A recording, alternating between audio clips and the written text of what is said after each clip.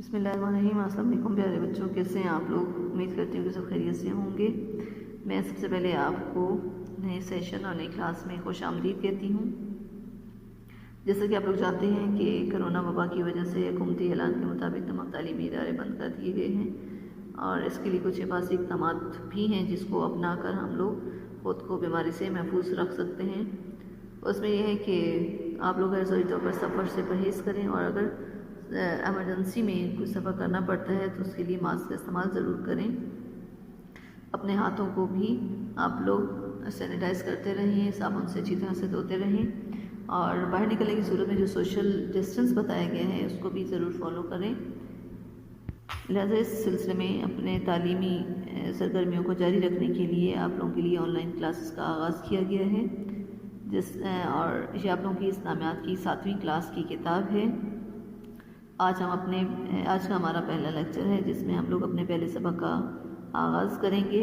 آپ لوگ اپنی کتاب کی فہرست کھولیں۔ اس میں پہلا سبق آپ لوگوں کو نظر آ رہا ہے، نبیوں اور رسولوں پر ایمان۔ یہ ہمارا پہلا سبق ہے، تو آج ہم اس کی کچھ اس کے مین پوائنٹس آپ سے ڈسکس کریں گے۔ 5 پر یہ سبق ہے، باب 2 ایمانیات و عبادات، نبیوں اور رسولوں پر ایمان۔ سب سے پہلے نبیوں اور رسولوں پر جو ایمان ہے، اس میں سب سے پہلے مفہوم پوچھا ہے کہ رسالت اور نبوت کا مطلب کیا ہے، اس سے مراد کیا ہے۔ اس سے مراد یہ ہے پیغمبری اور سفارت، جس کے جو مفہوم میں بیان ہوا ہے۔ پھر اس کا رسول اور لفظ، نبی کا لفظی مطلب جو ہے وہ کیا ہوتا ہے، خبر یا پیغام پہنچانے والا۔ اور جو شریعت کی اصطلاح کے مطابق نبی وہ ہستی ہوتی ہے جو کہ کیا کرتی ہے، اللہ تعالیٰ کا پیغام پہنچاتی ہے لوگوں کے لیے، اس کو اللہ تعالیٰ نے اس کو چنا ہوتا ہے۔ پھر ہے کہ رسول سے مراد وہ کہ الگ ایسے انبیاء ہیں جن کو الگ شریعت عطا ہوئی ہے، اور وہ کیا ہے کہ جتنے بھی انبیاء ہوتے ہیں وہ غلطیوں سے، خطاؤں سے وہ دور ہوتے ہیں، یعنی وہ معصوم ہوتے ہیں۔ پھر ہے عقیدہ نبوت اور رسالت کی۔ عقیدہ اور جو نبوت اور رسالت ہے کہ وہ کیا ہے، سب سے پہلے تو عقیدہ یہ کہ کسی کو ماننا، اس پر یقین رکھنا، اس کو عقیدہ کہتے ہیں سمپلی۔ اب یہاں پہ جو نبوت اور عقیدت ہے، رسالت ہے کہ اس چیز پر یقین رکھنا کہ جو نبی اور رسول اللہ تعالیٰ نے اس دنیا میں بھیجے، ان کو ماننا، ان پر ایمان لانا، ان پر یقین رکھنا ہمارا عقیدہ نبوت کہلاتا ہے، صحیح ہے۔ اور اس کا جو ہمارا مسلمان ہونے کا جو بنیادی عقیدہ ہے وہ یہی ہے کہ توحید کے بعد نبوت کا اقرار، جو اس نبوت کا اقرار نہیں کرے گا، انکار کرے گا، تو وہ کیا ہے، مسلمانوں میں شمار نہیں ہے۔ ان بندوں کو اللہ تعالیٰ نے انسانوں کی ہدایت کے لیے اس دنیا میں بھیجا تاکہ ان کی اخلاقی اور روحانی جو تربیت ہے وہ کر سکیں۔ تمام انبیاء نے عملی طور پر لوگوں کو یعنی پریکٹیکل کر کے دکھایا انہوں نے، ٹھیک ہے۔ اور پھر اس کے بعد ارشاد باری تعالیٰ ہے سورہ نحل کی آیت نمبر 36 میں، اور ہم نے ہر جماعت میں رسول بھیجا کہ اللہ ہی کی عبادت کرو، بتوں سے کی پرستش سے اجتناب کرو۔ تو ان میں سے بعض ایسے ہیں جن کو اللہ نے ہدایت دی، اور بعض ایسے ہیں جن پر گمراہی ثابت ہوگی۔ سو زمین پر چل پھر کر دیکھ لو جھٹلانے والوں کا انجام کیسا ہوا، ٹھیک ہے۔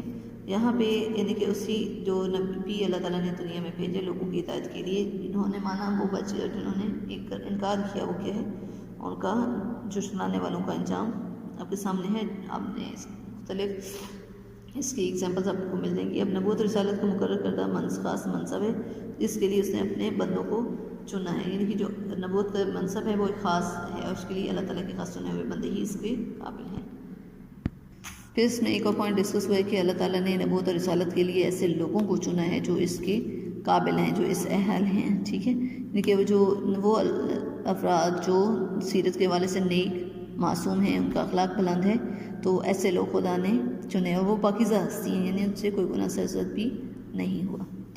تو آگے ہے اس میں ہے سورہ نجم کی آیت نمبر 2 سے 4 تک ہے، ما ضل صاحبکم ما غوی وما ینطق عن الہوی ان ہوا الا وحی یوحی۔ یہاں پہ یہ نبی کریم صلی اللہ علیہ وسلم کے سامنے تمام ہمارے رفیع وسلم نہ رستہ بھولے، نہ بھٹکے، نہ خواہش نفس سے منہ سے بات سے نکالتے ہیں، یہ قرآن تو حکم خدا ہے جو ان کی طرف بھیجا ہے، ٹھیک ہے۔ آگے نبیوں پر ایمان کے حوالے سے کہ نبیوں پر ایمان لینا کہ اللہ تعالیٰ نے اس دنیا میں جو نبی بھیجے وہ ان کی تعداد کیا بتائی جاتی ہے، کم از کم بھی 1,24,000، اور ان سب پر کیا ہے، ایمان لانا، نبیوں پر ایمان لانا کہلاتا ہے۔ اگر اس میں سے ہم کسی ایک نبی کا بھی انکار کرتے ہیں تو پھر وہ اس جو عقیدہ نبوت ہے اس کا اقرار کے وہ مترادف ہے۔ اور جو بھی نبی آئے جس علاقے میں آئے وہ انہوں نے اس علاقے میں جو زبان بولی جاتی تھی اس کے مطابق ہی لوگوں نے ان انبیاء نے لوگوں تک پیغام پہنچایا. اور حضرت جبرائیل علیہ السلام بھی جو مختلف انبیاء پر اللہ تعالیٰ کا پیغام لاتے تھے تو وہ بھی اسی زبان میں ہی بات کرتے تھے. اگر کوئی نبی یونانی زبان بولتا تھا تو یونانی زبان میں یہ اللہ کا پیغام لے کر آئے. جو عبرانی، فارسی، مختلف زبانوں میں جو بھی آئے تو اس کے مطابق ہی. جب ہمارے نبی صلی اللہ علیہ وسلم اس دنیا میں تشریف لائے، عرب معاشرے میں عربی بولی جاتی تھی تو قرآن جو ہے وہ اس کی زبان عربی ہے اور اس کے مطابق ہی لوگوں کے لیے وہ عربی میں ہی قرآن نازل ہوا. پھر ہے کہ جتنی بھی شریعتیں آئیں سب پر عمل کرنا ضروری ہے، لیکن جو ہمارے لیے جو قابل عمل شریعت ہے آج کل کے دور میں وہ نبی کریم صلی اللہ علیہ وسلم کی شریعت ہے. صحیح ہے. اور وہ کیا ہے کہ قرآن پاک کی صورت میں نازل ہوا. پرانی شریعتوں پر بھی یعنی نبیوں پر ایمان لانا ضروری ہے، لیکن ان کی شریعتوں پر عمل کرنا ہمارے لیے عمل کے قابل نہیں ہے، قابل عمل نہیں ہے. ہمارے لیے نبی کی جو شریعت ہے اس پر ایمان لانا ضروری ہے. اور نبی صلی اللہ علیہ وسلم آخری نبی تھے اور مکمل جو دین ہے وہ ان کا پیغام انہوں نے پہنچا دیا. ان کے بعد کسی نبی کی ضرورت نہیں ہے.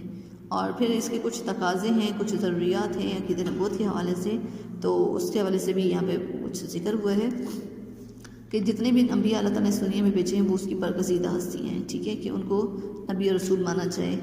اور کیونکہ وہ اپنی قوم میں جب آتے ہیں تو وہ کیا معصوم اور بہترین شخصیات ہوتے ہیں، اور اس لیے ان کا جو تذکرہ ہے وہ بھی عزت اور احترام کے ساتھ کیا جانا چاہیے. ان کی صداقت، ایمانت داری، جو بھی ان کا اف کیا جائے، ان کو مانا جائے. پھر یہ کہ نبی صلی اللہ علیہ وسلم کا جب نام لیا جاتا ہے تو درود پاک پڑھنا چاہیے. اور باقی بھی جو انبیاء ہیں ان کی بھی شان میں گستاخی نہ کی جائے اور کوئی ایسی بات نہ ہو جس سے کفر ثابت ہوتا ہو. اور تمام انبیاء کی جو رسول ہیں ان کی زندگی جو ہے وہ ہمارے لیے قابل عمل ہے، قابل نمونہ تھی. اور باقی جو جتنے بھی انبیاء تھے وہ انبیاء اور رسول تھے، ان میں سے کچھ جو ہیں وہ برگزیدہ بندے تھے اور اللہ تعالیٰ کی ذات میں نہ کسی کو انہوں نے شریک ٹھہرایا اور نہ کسی کو اولاد مانا.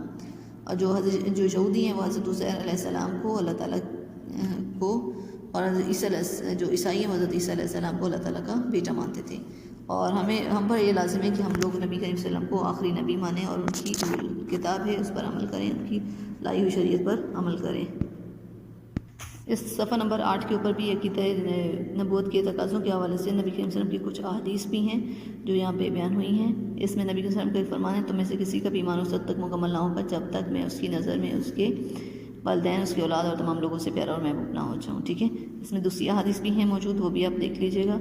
پھر اس کے علاوہ عقیدہ رسالت کے حوالے سے اسی طرح اللہ تعالیٰ نے ان تمام لوگوں پر اللہ تعالیٰ پر اپنی ناراضگی کا اظہار کیا ہے جو اس کے بھیجے گئے پیغمبروں کو جھٹلاتے ہیں، ان کا مذاق اڑاتے ہیں، ان سے دشمنی کرتے ہیں. ایسے لوگوں کا جو ٹھکانہ ہے وہ برا ٹھکانہ ہے. ٹھیک ہے. اب یہاں پہ ان لوگوں سے اللہ تعالیٰ نے ناراضگی کا اظہار کیا جو عقیدہ نبوت کو جھٹلاتے ہیں. اور یہاں پہ قرآن کی آیت بھی بیان ہوئی ہے، وَأَطِیعُوا اللَّهَ وَرَسُولَهُ لَعَلَّکُمْ تُرْحَمُونَ، اور اللہ اور اس کے رسول کی اطاعت کرو تاکہ تم پر رحمت کی جائے. ٹھیک ہے. جو اللہ اور اس کے رسول کو مانتا ہے تو اس پر کیا ہے، اپنی رحمت کرتا ہے. پھر اللہ تعالیٰ سے یہی دعا ہے کہ وہ ہم لوگوں کو رسول کی شریعت پر عمل کرنے کی توفیق عطا فرمائے اور اس عقیدہ جو رسالت کے جتنے بھی تقاضے ہیں ان کو ہم لوگ اپنی زندگی میں عملی طور پر نافذ کریں.